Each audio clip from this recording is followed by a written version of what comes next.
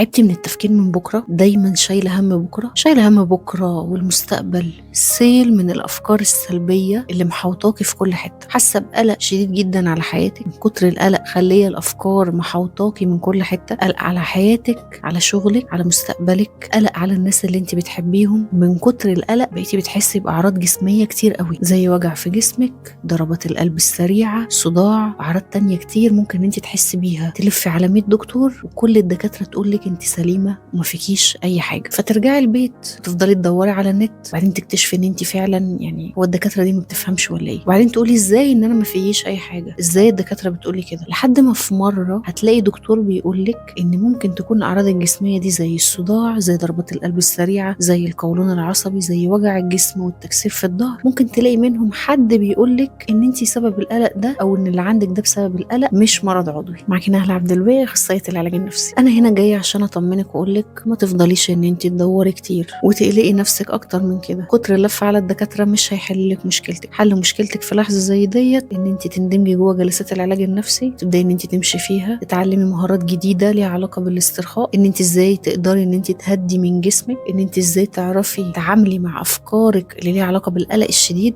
ان انت ازاي تعرفي تتعاملي مع مشاعر القلق. هو ده اللي العلاج النفسي هيعلمه. لما بنندمج في جلسات العلاج النفسي ونعرف ان احنا نهدي من جسمنا، نعرف ان احنا ازاي نتعامل مع افكارنا، نعرف ان احنا ازاي نتعامل مع مشاعرنا، كل ده هيساعدك ان هو يقلل من حدة الاعراض الجسمية. مش عايزه اقول لك هي كمان ممكن انها تروح خالص. لما تبداي ان انت تتعلمي طريقة تفكير جديدة، طريقة تفكيرك هتتغير، تعاملك مع قلقك هيبدا ان هو يتغير، فده يخليكي تحسي ان انت الاعراض اللي انت كنت بتحسي بيها ما بقيتيش بتحسي بيها زي الاول. فما تفضليش تلفي اكتر من كده وما تتردديش اكتر من كده، وهجهزي جلستك النفسيه الاونلاين دلوقتي، وما تنسيش هتلاقي لينك الحجز موجود في البايو.